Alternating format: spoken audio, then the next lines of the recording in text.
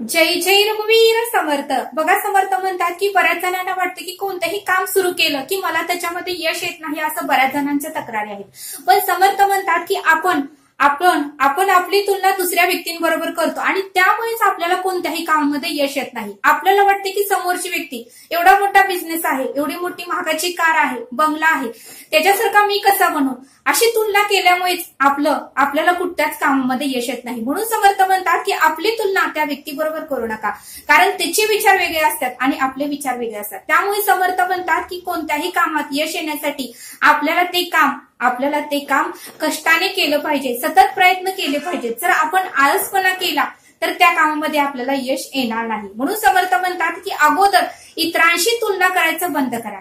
आपण नेहमी इतरांची तुलना करतो, ती अशी आहे, तिच्याकडे एवढा पैसा आहे, गाडी आहे, बंगला आहे, आणि तिच्यासारखी आपण कॉपी करायचं बघतो आणि मग मात्र आपल्याला कोणत्याच कामात यश येत नाही. आणि म्हणूनच समर्थ म्हणतात की आपली तुलना इतरांबरोबर करू नका, असं समर्थ आपल्याला ते सांगतात.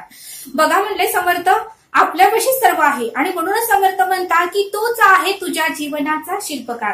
बघा, म्हणले समर्थ, एक हात नसणारा व्यक्ती पुढे जातो, एक पाय नसणारा व्यक्ती पुढे जातो आणि एखादा डोळा नसणारा व्यक्ती पुढे जातो. मग आपल्याला तर सगळे अवयव दिलेले आहेत, हात दिलेला आहे, पाय दिलेला आहे, बुद्धी दिलेली आहे, तरी आपण का पुढे जात नाही आणि आपण आपली तुलना दुसऱ्यांबरोबर करतो. आता दुसऱ्यालाही बुद्धी आहे, हात आहे, पाय आहे, मग तो यशस्वी होऊन पुढे जातो, तो कष्ट करतो, मेहनत घेतो, तो आळसपणा सोडतो, सकाळी लवकर उठतो, आपल्या कामामध्ये सातत्य ठेवतो, कधीही म्हणत नाही की आज मला कंटाळा आलाय, आज मला झोपू वाटते, आज मला फिरायला जाऊ वाटते. कधीही त्याने तसा कंटाळा केलेला नसल्यामुळे तो व्यक्ती पुढे जातो. म्हणून समर्थ म्हणतात की आपणही एखादं ध्येय ठरवलं आणि त्याच्यावर सतत जर काम करत राहिलो, सतत जर मेहनत घेतली, सतत जर प्रयत्न केले, तर आपल्यालाही त्या कामामध्ये यश नक्कीच येतं, असं समर्थ आपल्याला ते सांगतात. पण आपली तुलना दुसऱ्यांबरोबर करतो आणि म्हणूनच समर्थ म्हणतात की तूच आहे तुझ्या जीवनाचा शिल्पकार. बघा, म्हणले समर्थ, एक चिमणीचं उदाहरण समर्थ आपल्याला सांगतात. बघा, म्हणले समर्थ, एक चिमणीचं ध्येय काय असतं की पाऊस, उन्हाळा आणि पावसाळा किंवा वादळ वारं आलं तर माझ्या बाळांना सुरक्षित ठिकाणी ठेवण्यासाठी मला एक सुंदर घरटं बांधायचं आहे, असं तिचं ध्येय असतं. आणि ती घरटं बांधण्यासाठी प्रयत्नही करते, कष्टही घेते, त्रासही सहन करते, प्रत्येक संकटांना सामोरे जाते, अडचणींना सामोरे जाते आणि ती सुंदर असं घरटं तयार करते. त्या घरट्यासाठी बघा, म्हणले समर्थ, तिला बरंच साहित्य लागतं, अनेक प्रकारच्या काड्या तिला गोळा कराव्या लागतात, अनेक प्रकारचं कुठे काही झाडाचं पालापाचोळा पडला तर ते आणावं लागतं आणि ते आणून ती झाड सुद्धा शोधते. आणि असं झाड शोधते की ज्या ठिकाणी कोणीही तिच्या पिल्लांना त्रास देऊ नये किंवा कोणीही तिला त्रास देऊ नये, तिच्या पिल्लांना त्रास देऊ नये आणि तिच्या बाळ हे त्या झाडाखाली सुखरूप असावे, असं ती झाड शोधते पहिल्यांदा. आणि नंतर मग ती कामाला सुरुवात करते आणि नंतर घरटं बांधते. तिच्या एवढूशा चोचेतून ती अनेक प्रकारच्या काड्या, पाचोळा गोळा करते आणि ती त्या झाडापर्यंत येईपर्यंत अनेक प्रकारचे तिच्या चोचीतून ते पाचोळा खाली पडतो. तरीही ती घाबरत नाही, माघार घेत नाही, आळसपणा करत नाही आणि म्हणत नाही की माझ्या हातून आता हे घरटं होणारच नाही, आता मी सोडून देते, माझ्या बाळांना कुठं जागा मिळेल तिथं ठेवते, असं ती कधीही म्हणत नाही. ती म्हणते माझा प्राण गेला तर चालेल की माझं ध्येय मी ठरवलं आहे आणि काहीही करून मी ते घरटं बांधणार आणि माझ्या बाळांना त्या घरट्यामध्ये सुखरूप ठेवणार. आणि बघा, तिची जिद्द, तिची चिकाटी, तिची मेहनत बघून एक दिवशी ती सुंदर असं घरटं बांधते आणि त्या घरट्यामध्ये आपल्या पिल्लांना, आपल्या बाळांना सुखरूप ठेवते आणि इकडून तिकडून अन्न गोळा करून त्यांना आणून देते. बघा, म्हणले समर्थ, मग त्या चिमणीची धडपड, जिद्द, चिकाटी तुम्ही बघितली असेलच. तिने एक ध्येय ठरवलं आणि ते पूर्ण केलं. तसं आपणही एखादं ध्येय ठरवलं आणि त्यानुसार जर वाटचाल केली, त्यानुसार जर प्रयत्न केले, त्यानुसार जर चालत राहिलो तर नक्कीच आपल्याला यश येईल, असं समर्थ आपल्याला ते सांगतात. पण आपण मात्र आळसपणा करतो, आपली तुलना इतरांबरोबर करतो आणि म्हणूनच आपल्याला त्या कामामध्ये यश येत नाही, असं समर्थ आपल्याला ते सांगतात. म्हणून समर्थ म्हणतात की एखादं जर काम हातात घेतलं तर आपल्याला त्या कामामध्ये यश येत नाही असं वाटतं, पण त्या जर कामामध्ये आपण मेहनत घेतली, चिकाटीनं ते काम केलं, सातत्य ठेवलं, तर नक्कीच त्या कामामध्ये आपल्याला यश हे येतच, असं समर्थ आपल्याला ते सांगतात.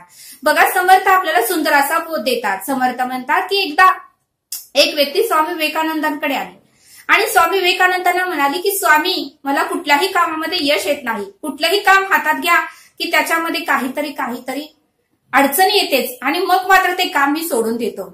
त्यावेळेस स्वामी विवेकानंद म्हणाले की माझ्याकडे एक कुत्रा आहे, ते कुत्र तू फक्त गावभर फिरून आणायचं आणि नंतर तू इकडे यायचं. त्यावेळेस बघा त्या व्यक्तीने ते कुत्र घेतलं आणि गावभर फिरून आणलं आणि स्वामींना म्हणाले हे कुत्र मी गावभरून फिरून आणलं. त्यावेळी स्वामी विवेकानंद म्हणाले या कुत्र्यामध्येच तुझ्या प्रश्नाचं उत्तर आहे. तो म्हणाला कसं काय स्वामी तुम्हीच सांगा. त्यावेळी स्वामी म्हणाले बघ म्हणले ज्यावेळेस तू कुत्र फिरायला घेऊन गेला त्यावेळेस या कुत्र्याने काय काय केलं. त्यावेळेस ती व्यक्ती म्हणाली या कुत्र्याने मला भयंकर त्रास दिला. मी सरळ रस्त्याने जात होतो, त्या कुत्र्यालाही म्हणत होतं की सरळ रस्ता आहे त्या रस्त्याने तू चाल. पण ते कुत्र मात्र त्याचे दोस्त मिळाले की त्याच्याबरोबर भांडायचा. कोण इकडचे कोण त्याचे मित्र भेटले की लगे ओरडत जायचा. कोण इकडे गेलं की हा माझा दोस्त काय करतोय तिकडे बघायचा. अनेक त्या रस्त्याने कुत्रे होते त्या कुत्र्यांकडेच भांडत बसायचा किंवा ते कुत्रे काय करतात हाच बघत बसायचा. त्यामुळे तो दमून गेला आणि सरळ रस्ता आहे तर तो चालत आला नाही. त्यावेळी स्वामी विवेकानंद म्हणाले आता या प्रश्नाचं उत्तर तुला या कुत्र्याच्या बोधातूनच मी तुला देतो. त्यावेळी स्वामी विवेकानंद म्हणाले जसं हे कुत्र सरळ रस्ता होता तर चालत गेलं नाही. त्याचा कुत्रा दुसरा मित्र भेटला त्याच्याशी भांडला. तिसरा कुत्र्याचा मित्र भेटला त्याच्याशी बोलत राहिला. चौथा भेटला त्याच्याशी काहीतरी वाद घालत राहिला. तसंच आपलंही आहे. आपल्यालाही सरळ आपला एक मार्ग असतो, आपलं एक ध्येय ठरलेलं असतं, त्यानुसार आपण वाटचाल करत नाही. मध्येच कोण तर बोललं तर्कवितर्क काढले तर त्यांना असं का काढलं ह्याचा विचार करतो. पुढे गेलं कोण मित्र भेटले काहीतरी आपल्याला निगेटिव्ह नकारात्मक काहीतरी बोलले की आपण त्याचाच विचार करत बसतो. म्हणजे आपल्याला सरळ रस्ता दिलाय त्या रस्त्याने आपण जात नाही. हा काय म्हणतोय तो काय म्हणतोय, ह्यानं मला असंच म्हणलं त्यानं मला तसंच म्हणलं, ह्यानी माझी निंदाच केली, हा मला काहीतरी अभद्रच बोलला, याचा विचार करून तू तुझं जे उद्दिष्ट ठरवलंय त्याच्याकडे तुझं दुर्लक्ष होतंय आणि मग तू त्या कामामध्ये पूर्णपणे लक्ष देत नाही आणि मग तू त्या कामामध्ये अयशस्वी होतो आणि मग तू रडायला लागतो. त्यावेळेस बघा त्या व्यक्तीला स्वामी विवेकानंदाचं म्हणणं पटलं आणि तो व्यक्ती म्हणाला खरंच स्वामी तुम्ही मला उत्तमाचा मार्ग दाखवला. मी खरंच इतर अजून लोक काय म्हणतात याचाच जास्त विचार करतो आणि माझं जे उद्दिष्ट ठरलं आहे माझं जे ध्येय ठरलं आहे त्याच्याकडे मात्र माझं दुर्लक्ष होतंय.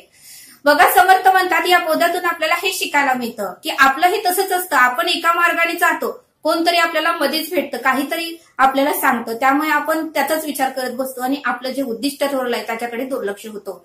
म्हणून समर्थ म्हणतात की आयुष्यात जर यशस्वी व्हायचं असेल तर फक्त ह्या गोष्टी लक्षात ठेवा. कोणी निंदा केली तर लक्ष देऊ नका. कोणी जर आपल्याला अभद्र शब्द बोलले तर त्याच्याकडे लक्ष देऊ नका. आणि कोणी जर आपल्याला काहीतरी नावं ठेवलं तरीही त्याच्याकडे लक्ष देऊ नका. कोणी जर आपल्या कामामध्ये व्यत्यय जरी आणला तरी तो व्यत्यय पूर्ण करून पुढे जावा. आणि कोणी जर तुम्हाला म्हटलं की हे काम तुझ्या हातनं होणार नाही आणि तुझ्या हाताची ही गोष्ट नाही तू हे करू नको तरीही त्याच्याकडे दुर्लक्ष करा. हे जर आपण केलं तरच आपण पुढे जाणार आहोत आणि तरच आपल्या कामामध्ये यश येणार आहे. म्हणून समर्थ म्हणतात की वाघाचं एकच ध्येय असतं की मला शिकार पकडायचे आहे, त्याशिवाय माझं आज पोट भरणार नाही, मी आज उपाशी राहील. आणि वाघ फक्त लक्ष देतो शिकार कोठे येईल आणि मी कधी त्याला पकडेन आणि कधी खाईन. आणि ज्यावेळेस ती शिकार भेटते आणि त्याचं मग ते शिकार भेटल्यानंतर त्याचं ध्येय पूर्ण होतं. तसे समर्थ म्हणतात की प्राण्यांमध्ये चित्त आहे चिकाटे आहे, मग आपल्याला तर बुद्धी दिली आहे, आपल्याला हात पाय दिलेले आहेत, मग आपण का हार मानायची असं समर्थ आपल्याला ते सांगतात.